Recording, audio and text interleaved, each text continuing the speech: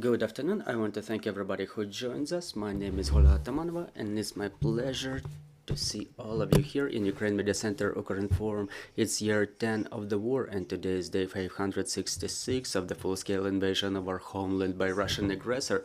And today we have invited you to a very interesting meeting. We will talk about the results of the CO-PILOT project, an international neurosurgical collaboration in Ukraine. So our American colleagues, the neurosurgeons, came to a number of cities in Ukraine from 4th to 13th of September.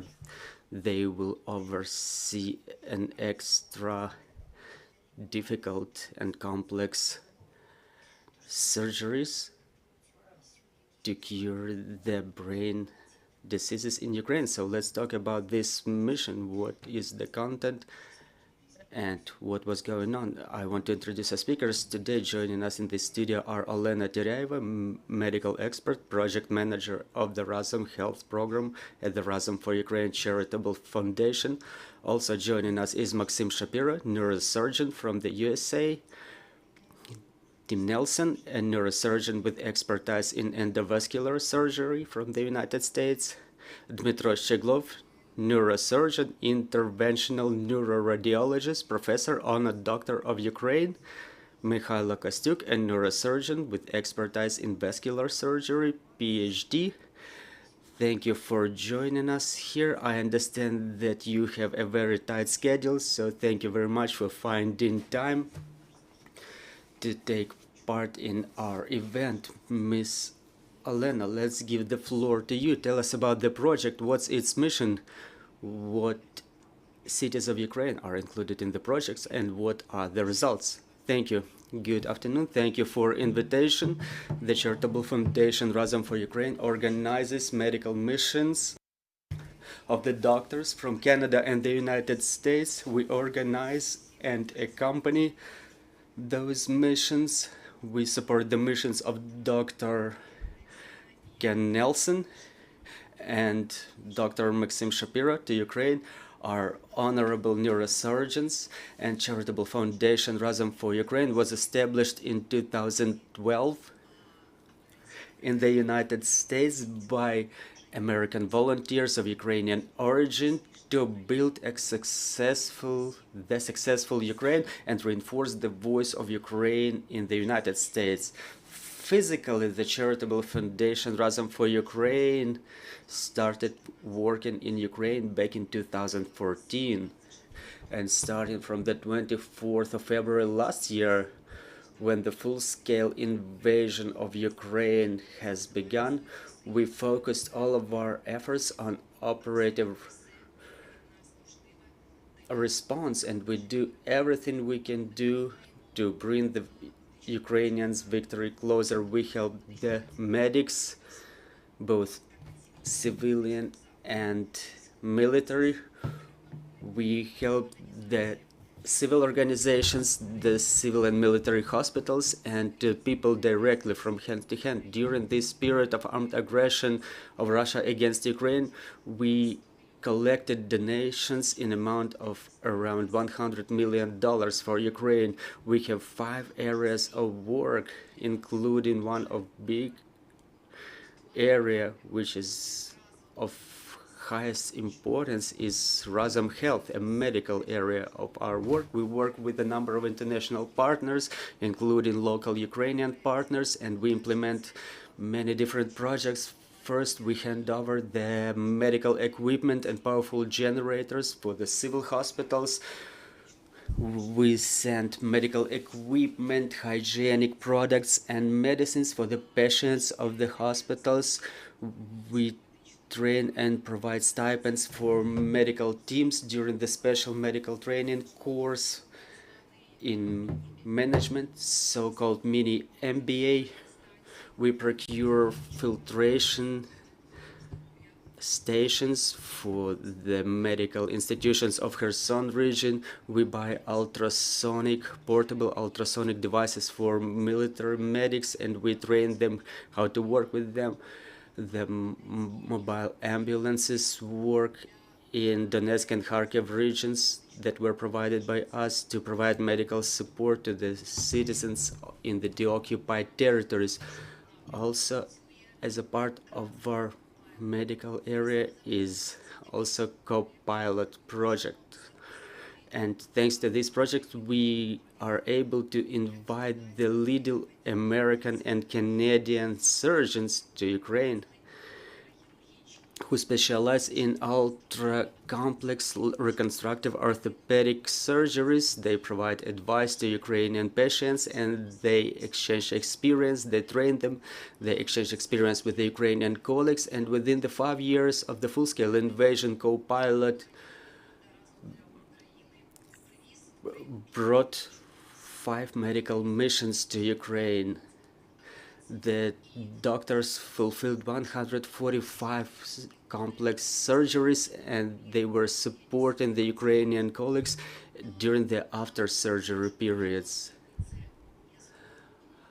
It's our pleasure, and it's a pleasure to support the medical missions with the educational missions. We establish workshops, master classes, and training courses, and right now there is a master class going on in the University Clinic of Bohomolets Medical University of yet another medical mission by Drs. Ken Green and Alex Razumovsky, neurophysiologists, that brought a transcranial Doppler machine, and they trained the Ukrainian specialists to work on that type of equipment. It was donated to Ukrainian medics. During the period of operation of CO-PILOT project, we brought more than 100 professional doctors and medics from United States and Canada to Ukraine, who performed 245 surgeries, and more than 120 Ukrainian surgeons joined this mission. Our mission works in more than 20 partner clinics in Ukraine, Lviv, Dnipro, Ivano-Frankivsk, Uzhhorod, and now we're looking for more partners. Among the clinics, we organize training for Ukrainian doctors in the leading American hospitals. It would be impossible shouldn't the American team of RAZOM Co-PILOT work so intensely without such people as Ola Shaba and Yana Kabyuk, who support this project and who cooperate with the leading American universities, professional associations such as American Association of Reconstructive Plastic Surgery of the Face, Institute of Epilepsy in New Jersey, and other organizations. Those are the organizations who help find such motivated doctors who are motivated to come and help the doctors in Ukraine, who can allocate time and who have enough courage and empathy to come to Ukraine and to support Ukrainian specialists. The foundation RAZOM for Ukraine supports this mission. We are in charge of logistics. We are in charge of bulletin, search for partner clinics. We procure medical equipment and products for the surgeries. So we do everything to make sure that the Ukrainian doctors through international partnership are properly supported. But our project is not only about the professional support, it's about the empathy, about the emotional support, mental support of the Ukrainian doctors and all the medical communities provided by the American and Canadian doctors and American and Canadian medical community, while now the civil and military doctors in Ukraine are loaded with work a lot. So we will continue bringing medical missions to Ukraine. Miss Olena, I will have a question to our international partners, our specialists. It's no secret to anybody that with the beginning of the full-scale invasion, the number of injured Ukrainians, those injured by the war, started growing exponentially, and we're facing the fact that we have a lot of civilians also injured just like the military. So what have you seen here? What were the clinics that you were able to visit, and what were the surgeries that you worked with? Mr. Ken, I would like to ask you. Well, I firstly would like to thank everyone that made this visit on behalf of Dr. Shapiro and me, that made this visit possible, the RAZOM, and also our hospital that allowed us the time to come and share this. I've known the group here in Kyiv, Victor and Mykhailo, for a number of years. So it's not unknown that there was interventional endovascular neurosurgery in the Ukraine. But I was pleased to be able and honored to be able to visit several centers in Dnipro and work physicians there. I met colleagues in Zaporizhia and as well as in Lviv. And what I've learned is that there is extreme amount of talent and innovation that happens here in Ukraine. So there's a promising future. Beyond the physicians, the staffs, the nurses, and the technicians that work and support this effort in Ukraine is very rich. So I think there are positive things in the future. What Ukraine lacks now that we have in the United States, for instance, is the materials. And RAZOM has done a wonderful job at trying to support that. But as you mentioned, with the excessive injuries and new medical crises, there's a demand for more. So I came to this mission for two purposes. One is, just from a humanistic point of view, I felt the country was in need, and I wanted to come to say that I stand in solidarity with the people here and the suffering. And I wanted to do something good. The second reason I came was to begin to learn what will be necessary to build Ukraine into the future in my little area of endovascular neurosurgery. And what I can see going forward is that someday peace will return to this very rich country. And there will be a need for people from abroad to support rebuilding and energizing the new Ukraine.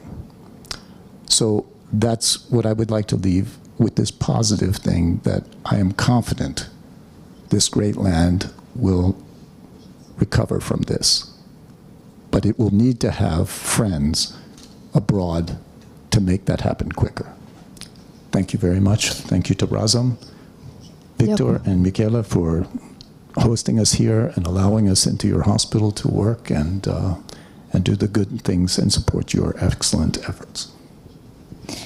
Максиме, питання буде до вас, тож які... Mr. Maxim, the question to you, so what were the cases, maybe some that you worked with, maybe some specifics? We understand that military, the war injuries, they are different from what you are used to work with in the United States of America. So can you please share your experience in this area? Thank you. Thank you.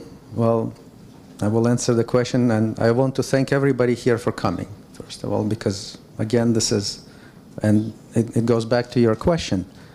Our specialty is a small but critical specialty, and it deals, of course, with the brain, with diseases of the brain, such as stroke, brain aneurysm, and really a lot of these diseases fall outside of the realm of trauma and war, and this is how it has historically developed.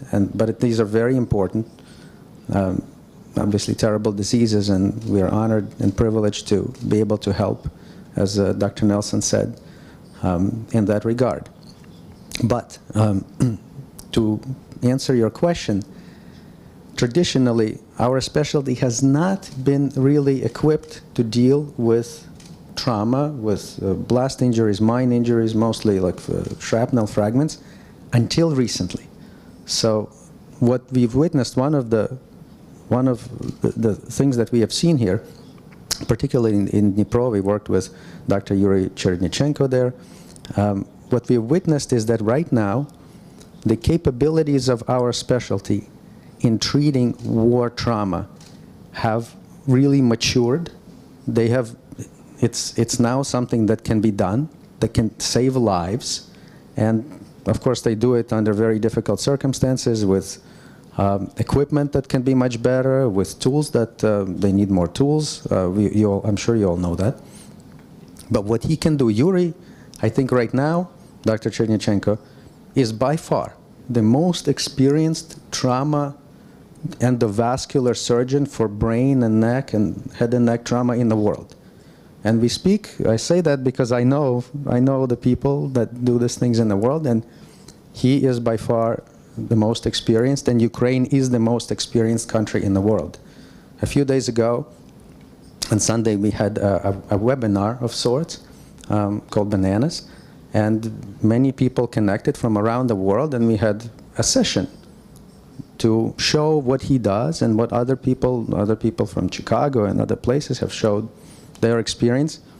I think the record of that webinar is the best record of how to deal with trauma, with war trauma. So we see a spectrum of disease, related to war and not related to war.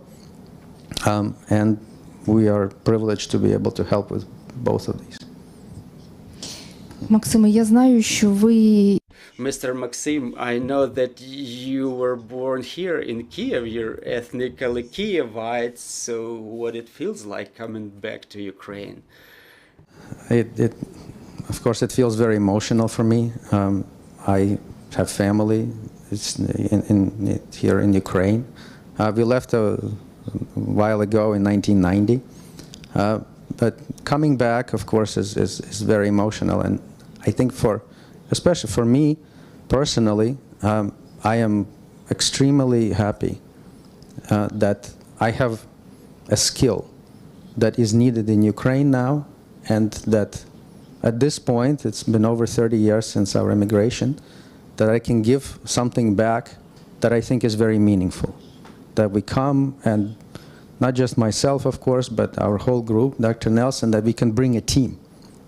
A single person is, of course, important, and it's personal motivation for me to be able to give something back, that I feel a sense of obligation. I think there's a sense of debt, and that's very personal. Like, I personally feel that I'm indebted to this land, to my ancestors, to this country, for what it has given me, and this is my chance to be able to do something to improve the lives of people here. I hope, and I want to say this, that as you all know, in medicine, in any mission, whether it's related to war or not, in any mission, for any person who is sitting here, who is up in the front, there are dozens, there are tens and tens of people, as we mentioned, in RAZOM and so forth, that support us. Some of them are in this audience. And so I want to give my very heartfelt thanks to everybody who has enabled this mission to happen, and all the other missions. So many people work so hard to make this happen. There are people that support, of course, with donations. There is industry partners that give us devices, that give us the tools that we need to do the kind of work that we have to do. We're dealing with some of the most difficult kinds of cases here that really, as much as they need our combined expertise, they also need the tools that we bring to be able to make this happen. So far, our cases, our operations have been very successful, thankfully. And we hope this continues. This is an ongoing project. We'll be back. And we need to be back, as Dr. Nelson mentioned. It takes decades. There's a rich tradition here of neurointervention. But it's going to take decades and decades to build more. Максиме, скільки вдалося провести операції разом з паном Кімом тут за ці... Mr. Maxim, how many surgeries have you managed to perform within this? I think in different places. Дякую вам за це. Thank you very much for your answers, Mr. Mykhailo. I would like to ask you to what extent missions like this help our doctors. To what extent is it important given the conditions of the war? Well, thank you very much for invitation in this conference. Well, maybe Mr. Dmytro may give you more detail about the technical level and the capacity, but I would like to tell you more about the way this mission was organized. We worked with Luka Tomish, who visited Ukraine in spring this year, and we met at the home of my brother that was shelled and damaged during the bombardment of Irpin.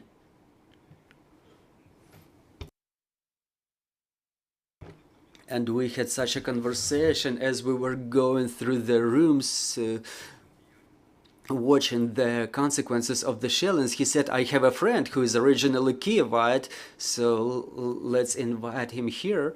And this is how it started, from this simple conversation. And when we were talking later on with Maxim, we were showing those who are in need of surgery, those who were picked by Mr. Dmytro to. So it turned out that Maxim takes Mr. Nelson, his colleague from New York. Is it the same Mr. Nelson that I've seen back in 2007? And I've sent him the picture with Mr. Nelson. Like, so I'm trying to say how unpredictable life can be. And I want to say that this perseverance that RAZOM has, it's incredibly important for our country. What they do, the people who take part in all those things, they are the real patriots, both in Ukraine, United States, and Canada. And I want to extend my deepest respect to them. And I want to say that Mr. Nelson is one of the leading neurosurgeons in endovascular surgeons all around the world. And Mr. Maxim has a fantastic practical skills in endovascular surgery. So we're talking about courage and decisiveness here, real resolution. Not all the specialists from all the countries have inspiration and even a desire to fulfill a mission like this. It's something that comes from the bottom of your heart and is perceived very positively by our people. It is the expression of an extensive support to our society, apart from those injured whom our colleagues were able to treat in Dnipro. Thanks to that equipment that our colleagues have brought, we can continue treating the relatives of the military who are still in the front lines, like wives or sisters or mothers of our military. Mr. Dmytro may give you more detail about our potential, what we are about to learn. But for example, today we were making a surgery on a wife of a military who is in the front lines, and there are still 2 more surgeries ahead for the mothers of our military. So once again, I want to thank RAZOM for Ukraine for their courage, for their perseverance in achievement of our victory. Glory to Ukraine, glory to the heroes. Mr. Dmytro, please share it with us. Thank you very much for this invitation. It's my pleasure to be invited here, and it's my pleasure to realize that there is a demand for the information about what we do. So I want to thank the company who made this happen, who bears all the financial expenses and all the logistics. I want to thank all our American friends who treat us with a lot of professionalism and humanism. Maxim has not mentioned it. I think he said like below 20, but it was more than 20 of surgeries. And this workload, even if you count it within 3 or 4 days, that's a huge workload for one surgeon. Even physically, you have to realize that our colleagues have come from across the ocean, from a different time zone, and they were performing surgeries in 4 different cities in Ukraine. So this is how I put it to them. They are as if made of steel, like Iron Man, but they are so, they are so honest and courageous in their actions, just like the real warriors.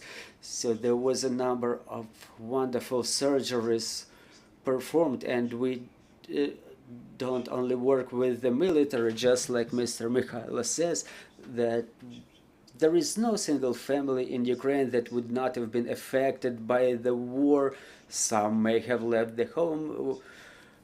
In some families, there are men in the front lines. In some families, there are warriors who perished. So, people live in this condition that tomorrow anything may happen. So yeah, the colleagues are very courageous. It's not everybody who is ready to come and to provide this amount of support. So we are deeply impressed by all those surgeries because they are performed on the highest level.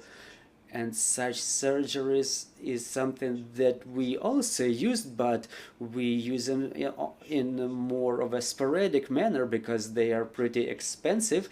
So you understand it.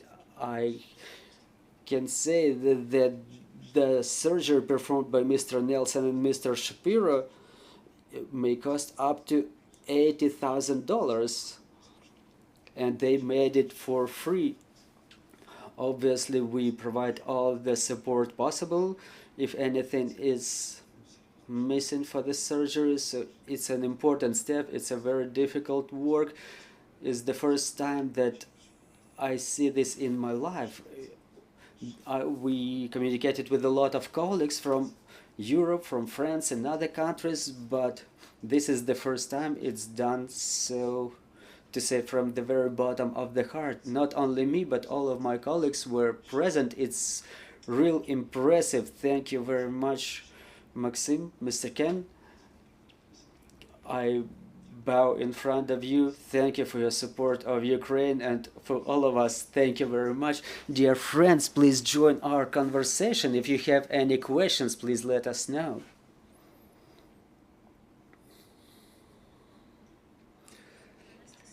Anastasia Rakota, Ukrinform. Given the fact that the mission works starting from 2016, can we say that those cases that your doctors were facing within the last year and a half were more complicated? Well, whom are you asking, Anastasia? Well, whoever can answer that.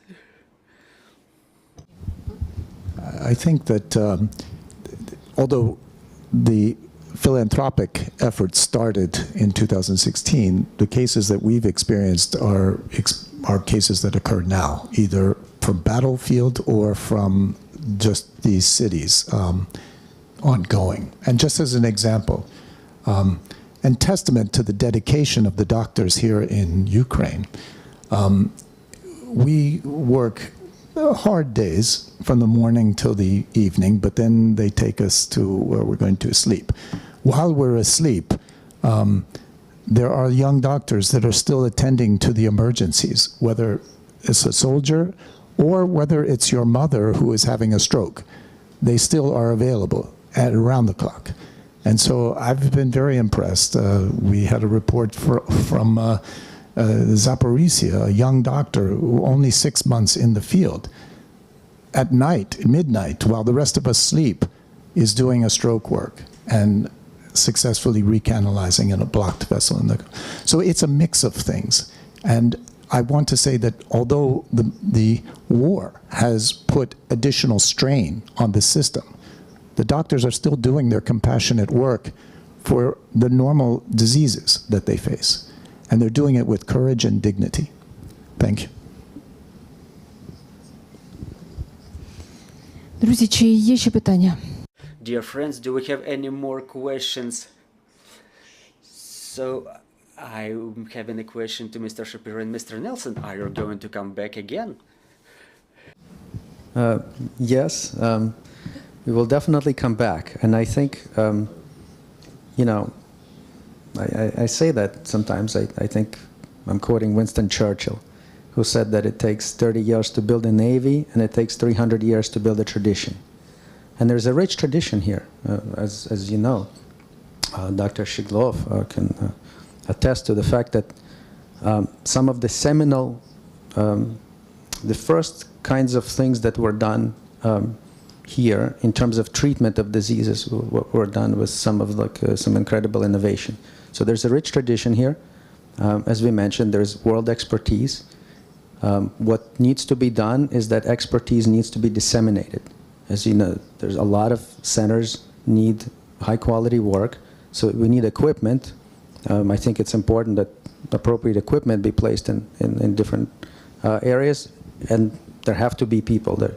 It comes down when in surgery, it always goes, the critical thing is to have the personal expertise and the judgment. So that's what's important. So we want to come back to build that. And that can be built in many ways. So we are coming back. The plan is not only we come back, but we have to have more teams. So other teams have gone in our area. Multiple teams can go different places. And I think in the past couple of years, it's really become practical now to impact training and impact support, to be a co-pilot while we're overseas. So a lot of things can be done online that are now can be like as we're doing every day. Our surgeries are recorded, broadcasted, and that has become impactful because of how the technology has evolved. So there's a lot of things that we can do and we would like to continue to do. Кімо, щодо вас? What about you, Mr. Kim? One thing to what Max said, although we come here to help and to bring materials, we also learn, because many of the experienced doctors here have unique approaches to things that we observe and we take back. So the interaction enriches both cultures, the Ukrainian one and in our case, the American one, because we also learn. Я хочу подякувати. I would like to thank all of you. I would like to thank our American partners, our American colleagues, the doctors for helping our people, and our doctors, obviously, thank you very much for joining us today. I would like to say thank you to our doctors for what you're doing during this difficult time. Thank you, dear friends. Let's continue working for our victory. Let's thank our armed forces for this opportunity to be able to hold events like this. And glory to Ukraine, glory to the heroes.